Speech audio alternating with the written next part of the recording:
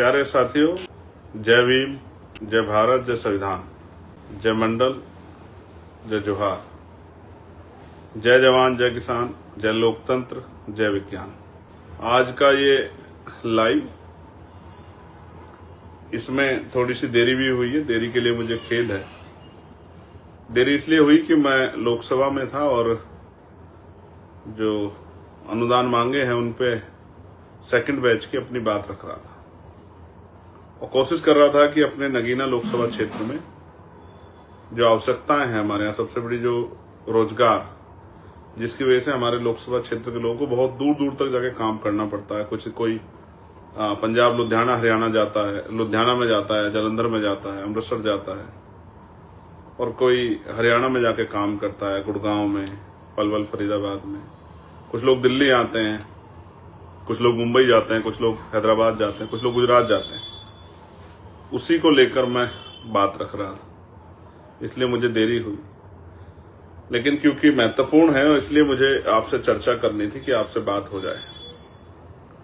15 मार्च ऐतिहासिक दिन है आजाद समाज पार्टी के लिए और बहुजन समाज के लिए।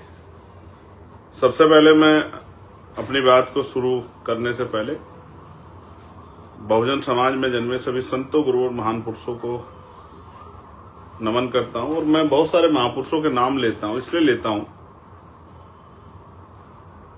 कि आप लोग उनको, जो लोग मुझे फॉलो करते हैं, आप उनको पढ़ें, जानें। इसलिए नहीं कि उनकी पूजा करें, इसलिए कि उनको पढ़ें, जानें, उनके जीवन में उन्होंने क्या किया, इसको समझें, इसको देखें और महसूस करें कि आपके यहां तक पहुंचने में किस किस का योगदान है। जो आज स्वाभिमान सम्मान का जीवन आप भारत में प्राप्त कर रहे हैं, ये किस किस महापुरुषों की वजह से हो पाया। तो मैं महामानव तथागत बुद्ध से लेके जगत गुरु सतगुरु रविदास जी, गुरु नानक देव, गुरु कबीर, गुरु घासीदास, नारायण गुरु, संत गाडगे जी महाराज, अखंड ज्योति सतगुरु समनदास जी, राष्ट्रपिता ज्योतिबा फूले, छत्रपति साहू जी महाराज, डॉक्टर बाबा साहब अम्बेडकर, संत राम बी प्रजापति जी, बाबू जगदेव प्रसाद कुशवाहा, जननायक कपूरी ठाकुर, सर छोटू राम, चौधरी चरण सिंह जी, मामना रामसु वर्मा, संत राम बी प्रजापति जी, बाबू शिवदयाल चौरसिया, राम जी, संतू जी लाड, परमानंद लोधी जी, माँ अहिल्याबाई होलकर, माँ उदा देव पासी, माँ झलकारी बाई, माँ फातिमा शेख, माँ फूलन देवी, देश के तमाम अमर शहीद जवान जिन्होंने देश के लिए बलिदान दिया, मान्यवर दीना भाना वाल्मीकि साहब, मान्यवर काशीराम साहब,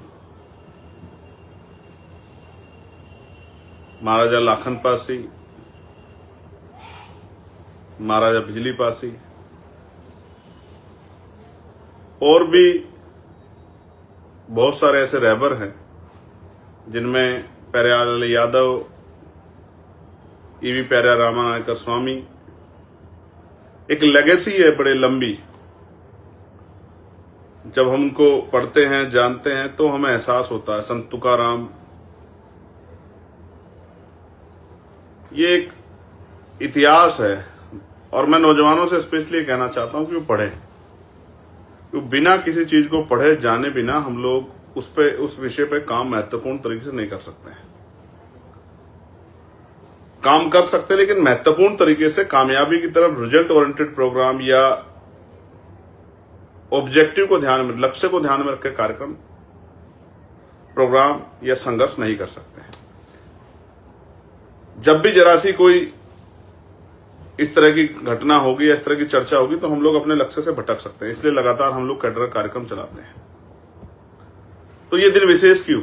विशेष इसलिए है कि रहबर आजम मान्यवर साहब श्री काशीराम, जिनको पंजाब में बाबू काशीराम कहते हैं, देश भर में बहुजन नायक कहते हैं, उनकी जयंती है 15 मार्च को। और जब हमने आजाद समाज पार्टी बनाई तो कुछ दिनों बाद हमें पता लगा जब इलेक्शन कमीशन ने हमें लेटर भेजा कि आजाद समाज पार्टी नाम से ऑलरेडी एक पार्टी रजिस्टर्ड है, तो आप इसके नाम के सामने कोई और नाम ऐड कर दीजिए। जैसे शिवसेना है, शिवसेना के साथ यूबीटी, और दूसरी जब टुकड़े होकर बन गए हैं तो वो एक और बन गए हैं, तो शिंदे ग्रुप बन गया है। उस तरह से जदयू में भी हुआ, उस तरह से सीपीआईएम सीपीआईएल में भी हुआ, एमएल में भी हुआ। इसलिए उन्होंने ये सुझाव दिया, तो हमें लगा कि जिस महापुरुषों के आदर्शों पे हम लोग दल बना रहे हैं, वो क्योंकि बड़ी वो है, फूले, साहू, अंबेडकर, बिरसा मुंडा जी, तमाम हमारे पिछड़े वर्ग के महापुरुष, और मैं वीपी सिंह जी को भी धन्यवाद दूंगा। वीपी सिंह जी को भी, चाहे परिस्थिति कुछ भी रही हो, लेकिन एक बड़ा फैसला था। हालांकि उस फैसले के पीछे बहुत सारा जो संघर्ष था, वो माननीय काशीराम साहब का जो बोट क्लब पे धरना चला 45 दिन, या और से अलग भी जो तमाम हमारे नेता लड़ रहे थे उस समय, उनका भी एक बहुत बड़ा रोल था कि उस तरह दबाव बनाना था। लेकिन वीपी सिंह जी ने बड़ा फैसला लिया, इसलिए मैं वीपी सिंह जी का भी धन्यवाद करूंगा। तो मान्यवर काशीराम साहब का नाम हमने तब ऐड किया, और हम कोशिश कर रहे हैं कि उनका जो अधूरा सपना है, एक चेले का ये फर्ज बनता है, एक शिष्य का ये फर्ज बनता है कि अपने गुरु के अधूरे सपने को पूरा करे। तो आजाद समाज पार्टी के माध्यम से हम लोग जो हैं, क्योंकि उनसे हमने चलना सीखा, उनको देख देख के, उनको पढ़ के हम लोगों ने संघर्ष करना सीखा, और सीख रहे हैं अभी तक भी। तो जब वो कहते हैं कि मुर्दा लोग मिशन नहीं चलाते और जिंदा लोग मिशन को रुकने नहीं देते, तो हम लोगों को संदेश मिलता है कि मिशन चलाने के लिए अपने आप को जिंदा दिखाना जरूरी है, उसके लिए संघर्ष करना जरूरी है। और बहुत सारी बातें ऐसी है जो उनके जीवन की प्रभावित करते हैं, किस तरह से उन्होंने संघर्ष किया है, अभाव में संघर्ष किया, भूखे रहकर, साइकिल के माध्यम से, और सीमित साधनों में, और किस तरह उन्होंने जो है बहुजन समाज के लोगों को लड़ना सिखाया है, किस तरह अंतिम जो जातियां थी उनमें भी नेतृत्व पैदा किया है, विधायक बनाया, सांसद बनाया। आज तक पिछड़े वर्ग की जो अपने आप को पार्टियां कहती, वो भी नहीं बना पाएगी इतने सांसद विधायक जितने इस आंदोलन ने, जो माननीय काशीराम साहब ने शुरू किया, उसने बनाए। इसलिए मैं उनको नेता मानता हूं। बहुत कम पैसे से लोगों को राजनीति करना सिखाया, और राजनीतिक शक्ति कि वोट की वैल्यू क्या है, वोट से क्या निर्माण होगा, उसका क्या परिणाम होगा, ये लोगों तक घर घर जाके बताया। और संत जिनको कहते हैं, मैं इसलिए उनको संत के तौर पे भी, मैं इधर उधर की बात नहीं करता, मैं उनसे ज्यादा प्रभावित क्यों, उसका कारण एकमात्र ये है, जो बहुत इंपॉर्टेंट है, कि वो हमसे कुछ लेके नहीं गए। उन्होंने जो कुछ दिया इस समाज को दिया, बहुजन समाज को। उन्होंने कोई संपत्ति नहीं बनाई, जो उन्होंने संकल्प किए थे समाज से, एज ए लीडर उन्होंने उनको पूरा किया। इसलिए मैं उनसे बहुत प्रभावित हूं, और मैं अपने जीवन के अंतिम सांस तक कोशिश करूंगा, अगर मेरा शरीर चलता रहा तो मैं उनके सपने को पूरा करने के साथ साथ अपने जीवन के अंतिम समय तक इस कर्ज को उतारने का प्रयास करूंगा, जो मैं अपने महापुरुषों का अपने ऊपर समझता हूं। संपत्ति नहीं बनाई, हालांकि बहुत कठोर फैसला था कि उन्होंने परिवार भी नहीं आगे बढ़ाया, वो कभी घर नहीं लौटे, उन्होंने अपने लिए कोई जमीन नहीं खरीदी,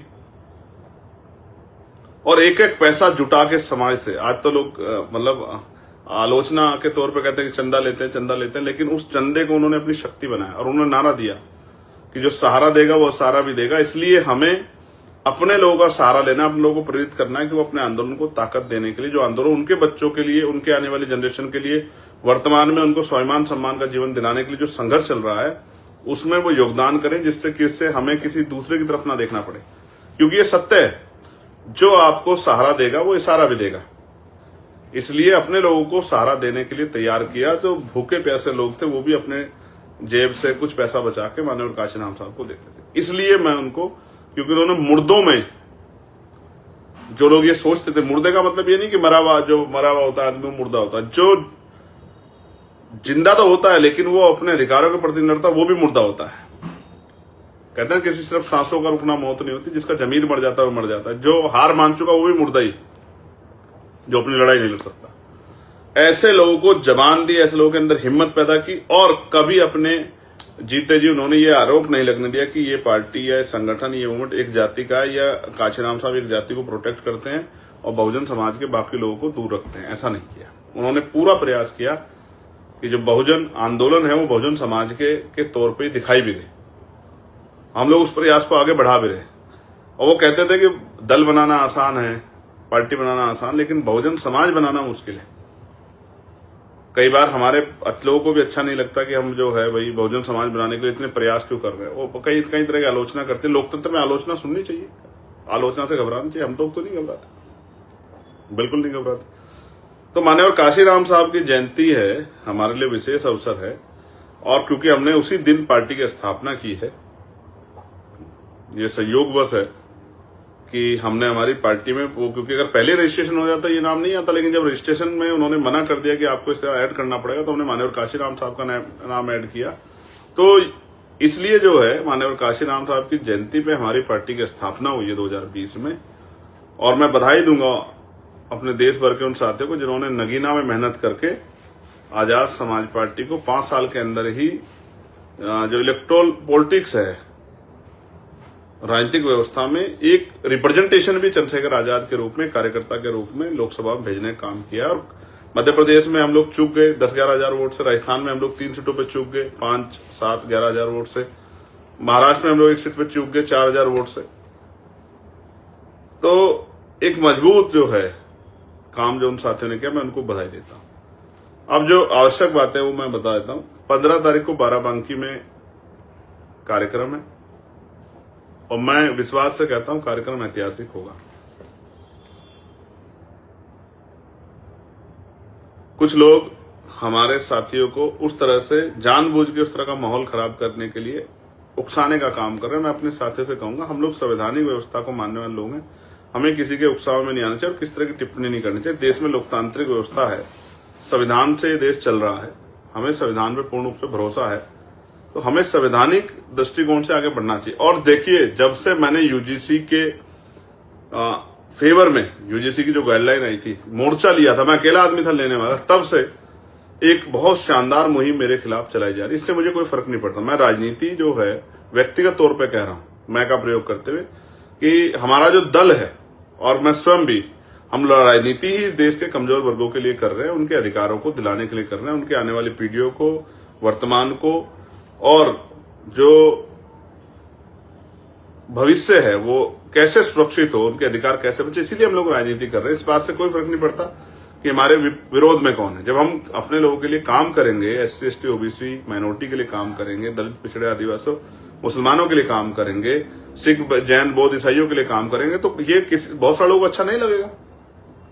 बिल्कुल अच्छा लगेगा तो अपनी तरफ से तमाम कोशिशें करेंगे। तो उनसे हमें लड़ना नहीं है, ना घबराना है, उनसे बिल्कुल नहीं घबराना है। हमें तो इस तरह की तमाम तरह की चुनौतियों का, साजिशों का सामना करना है और दिमाग से लड़ाई लड़नी है।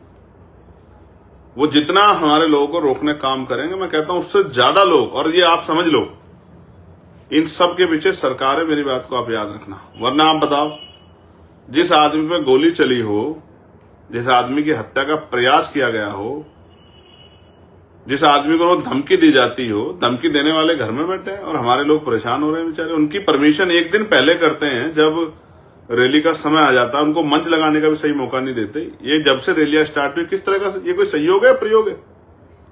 आगरा की रैली का स्थान बदल दिया, कन्नौज की रैली का स्थान बदल दिया,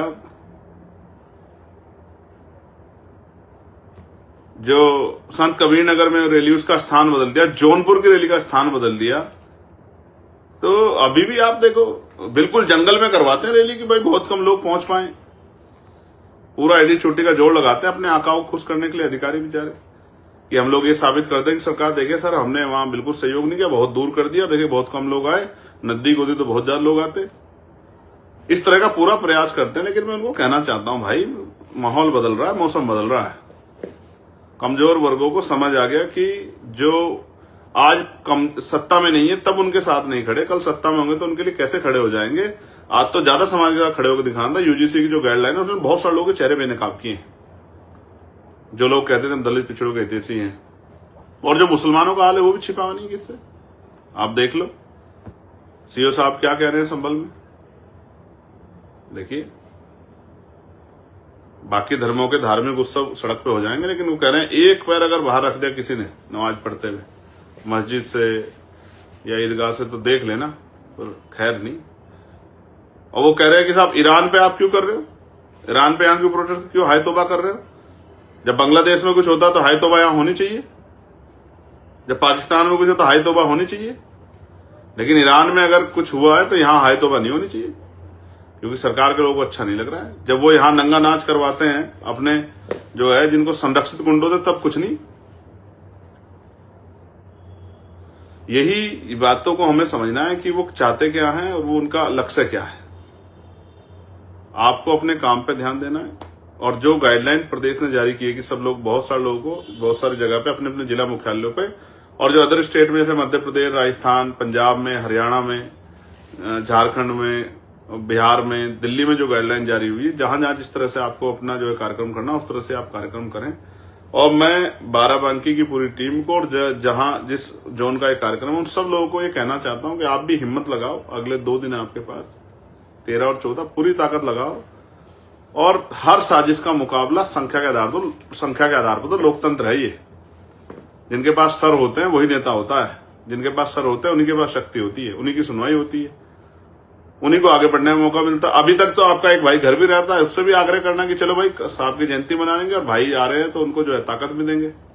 बहन से भी कहना, माँ से भी कहना, भाभी से भी कहना, चाची से भी कहना कि चलो एक दिन उस रहबर के लिए, ठीक है, चलो बाबा साहब अम्बेडकर के मिशन को पूरा करने के लिए, चलो जो है फूले साहू के मिशन को पूरा करने के लिए, चलो उन महापुरुषों के संघर्ष को प्रवान चढ़ाने के लिए जिन्होंने जो है अपने बच्चों तक कुर्बान कर दिया। भाई ने बुलाया, चलिए बाराबंकी और दिखाइए लोगों को, पूरे प्रदेश को देखना चाहिए, पूरे देश को देखना चाहिए। और गाली देना, मुझे गाली देना तो अधिकार है सब लोगों का।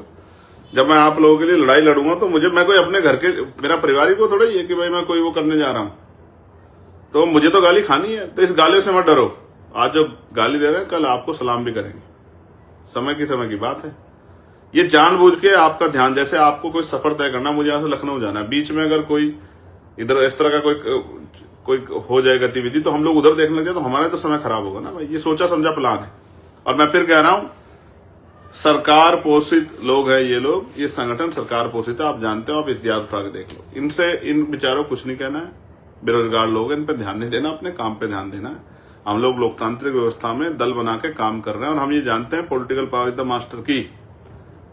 राजनीतिक सत्ता वो चाबी है जो आपकी सारी समस्या हल कर देगी। और लोग समस्या के लिए चिल्लाते हैं, हम पे समाधान है, इसलिए हमसे बहुत ज्यादा दिक्कत है सब लोगों को, लेकिन इन दिक्कतों का जवाब हम लोग ताकत बना के देंगे, ना कि लड़के। लोकतांत्रिक व्यवस्था में ये जुल्म जाति, कल मैंने कहा पार्लियामेंट में कि हमारी माओ को दर्द नहीं होता, बताओ होता है नहीं होता है? सरकार बताए क्या कानून व्यवस्था है? दिल्ली हो, बिहार हो, राजस्थान हो, मध्य प्रदेश हो, यूपी हो, मार दे, कोई जला के मार दे रहा है, कोई हत्या कर दे रहा है, बहन बेटियों के सम्मान की रक्षा नहीं कर पा रही सरकार, उठा ले जा रहे बहन बेटियों को, बच्चों को। आज एक मामला आया मेरे पास मिर्जापुर का, जिसमें एक आदमी ने धमकी दी, कहा कि मार दिया, निपटा दिया, और बता दिया वहां पड़ा, उसका नाम निकाल दिया। जाऊंगा मैं बहुत जल्दी वहां भी। तो इस तरह की मैं वहां कोशिश करता हूं जाके जहां अन्याय ना हो रहा, न्याय ना हो रहा। जैसे कपसाड़ में हम लोग जाएंगे जल्दी, 15 तारीख के बाद। कपसाड़ से जो वादे हुए थे कपसाड़ के परिवार से, और वो जिस तरह डर के साए में, मेरे पास खबर आई है कि भाई वो डर के साए में उनके जो वादे किए थे पूरे नहीं किए सरकार ने। जाएंगे अब कपसाड़ हम लोग। हम कहाँ भूलने वाले लोग हैं, हम पे तो काम ज्यादा है ना, हम पे काम ज्यादा, हम नहीं भूलते किसी को। हम हर व्यक्ति के साथ खड़े, हमारी टीम हर जगह जाती है। इसलिए मैं आपसे आग्रह कर रहा हूं कि आपको बहुजन समाज के लोगों को एकजुटता रखनी है, और जो साथी वहां काम करें उनसे आग्रह, थोड़ी सी और ताकत लगा दो। हालांकि रैलियां बहुत सफल हुई। कल प्रदेश अध्यक्ष जी ने मुझसे कहा कि किसी एक रैली की बड़ाई मत क्या करो, हम सब लोगों ने बहुत मेहनत की। मैं लाइव के माध्यम से उनको कहना चाहता हूं कि मैं बधाई देता हूं उत्तर प्रदेश की पूरी टीम को, और अभी उत्तराखंड में भी रैली करनी है। जो तारीख उनको दी थी उसको आगे बढ़ाएंगे थोड़ा सा, संगठनात्मक बदलाव किया है सीनियर लोगों से बात करके, तो उनको वहां भी आगे बढ़ाएंगे, वहां भी जल्दी रैली करेंगे। लेकिन ये रैली जो है अभी 29 तारीख की और 15 तारीख की, और उसके बाद भी जो आगे कार्यक्रम जो तय हुए हैं पिछड़ा वर्ग सम्मेलन के, वो सब शानदार होंगे, मेरा भरोसा है।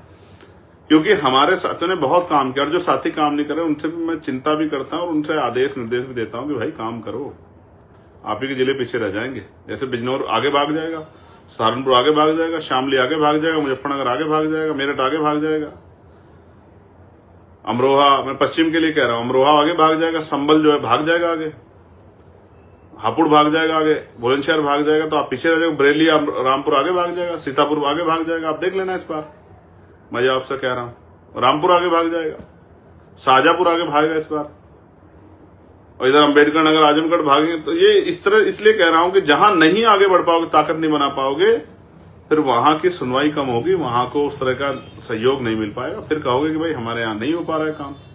राजकाज बनाने के लिए हर व्यक्ति को मेहनत करनी पड़ेगी, पूरे संगठन को मेहनत करनी पड़ेगी, तब राजकाज बनेगा। इसलिए मैं आपसे आग्रह कर रहा हूं। अब तो कोशिश करेंगे अप्रैल के बाद हम लोग, अभी ये 15 की रैली, फिर 29 की लखीमपुर खीरी में, उसके बाद हम लोग यात्रा का प्लान, हम लोग साथी सीनियर लोग, राष्ट्रीय कोर कमेटी के मेंबर, क्योंकि हमारे यहाँ वही सब कुछ तय करते हैं, कौन प्रदेश अध्यक्ष होगा, कौन संगठन का वो काम करेगा, कौन जो है किस तरह कार्यक्रम आगे करने, उन्होंने तय कर दिया है। तो अब वो कार्यक्रम चलाएंगे। मैंने 2 चीज नोटिस की है जब से मैंने यूजीसी पे स्टैंड लिया, क्योंकि किसी और ने लिया, किसी और को फर्क नहीं पड़ रहा था, मगर मुझे हमारे पढ़ने लिखने बच्चों को, जिनको आज यूपीएससी में पास होने बधाई दे रहे, वही बच्चे जब यूनिवर्सिटी में पढ़ रहे हैं, या वही जो कामयाब हो जाते हैं, सब देखते हैं उनको, जब वो पढ़ते हैं, उनके साथ जो अन्याय होता है उस पर जब वो लड़ाई लड़ने काम करते हैं, वो लड़ाई जो उनको पढ़ने हुए नहीं लड़नी चाहिए, इसलिए मैंने बच्चों से कहा था आप मत लड़ो। वो जब देखते हैं तो उनको कोई नहीं दिखाई देता कोई उनके लिए लड़ रहा है। इसलिए जब मैंने यूजीसी पे स्टैंड लिया, जब मैंने 15% अतिरिक्त अति पिछड़े वर्ग के लिए आरक्षण की बात की, जब मैंने पिछड़े वर्ग के लिए पॉलिटिकल रिजर्वेशन की बात की असेंबली में और पार्लियामेंट में, जब लगातार मैंने बैकलॉग पर ये जो इंटरव्यू, जैसे यूपीएससी का इंटरव्यू, जितने भी इंटरव्यू में बहुजन समाज के बच्चों के साथ जो धक्काशाही होती है, उनके साथ जो दोहरा व्यवहार होता है, तब मैंने उस पर आवाज उठाई। तो मेरे खिलाफ पूरा जो है पार्टी के खिलाफ इस तरह का पूरा प्रोपेगेंडा चला के काम चलाया जा रहा है। इन सब चीजों से हमारा आंदोलन कामयाब होने वाला नहीं। आप लोग अपने यहां मेहनत करो, हर झूठ का जवाब समय आने पे समय खुद देगा, लोग बोल बोल के बताएंगे। ऐसे तो आप सूरज के ऊपर भी घर बैठे धूल फेंक सकते हो, वो धूल आपके मुंह पे गिरेगी जो लोग धूल फेंक रहे हैं। इनसे घबराने की जरूरत नहीं, अपना काम कीजिए, मेहनत कीजिए। अभी से आपको बधाई। मेरा दिल कहता है कि बाराबंकी जो है किसी रैली से पीछे नहीं रहेगा, मजबूत रैली करेगा, और लखीमपुर खीरी भी मजबूत रैली करेगा। और जो घर बैठे थे किसी कारण से कि भाई ये चला जाएगा वो चला जाएगा, तो आप लोग भी निकले। बाराबंकी में एक ऐसा सैलाब दिखना चाहिए जिसे देख के जो है ना विरोधियों के वैसे ही हौसले टूट जाए। लोकतंत्र है ये, सदैव सत्ता किसी एक तरफ नहीं रहती, बदलती रहती। जनता जिस तरफ चलती है उसी तरफ चली जाती है सत्ता। मैं तो वो छोटा सा आदमी हूं, सिपाही हूं आपका, महापुरुषों कमीशन का। जब तक जीवन में लड़ता रहूंगा भाई, क्या फर्क पड़ता है। रो थोड़ा ही आदमी जाएगा, एक ही दिन जाएगा आदमी, एक दिन रहेगा। जब तक जीवन है, जब तक संघर्ष करेंगे और अपने साथ अच्छे लोगों को तैयार करके जाएंगे। और मैं आप सबसे भी कहता हूं, बहुजन समाज के एक एक जाति को, व्यक्ति को जोड़िए साहब। जिनको मौका नहीं मिला उनको मौका देना है, इस बार मौका देना है उनको, जिनको मौका नहीं मिला।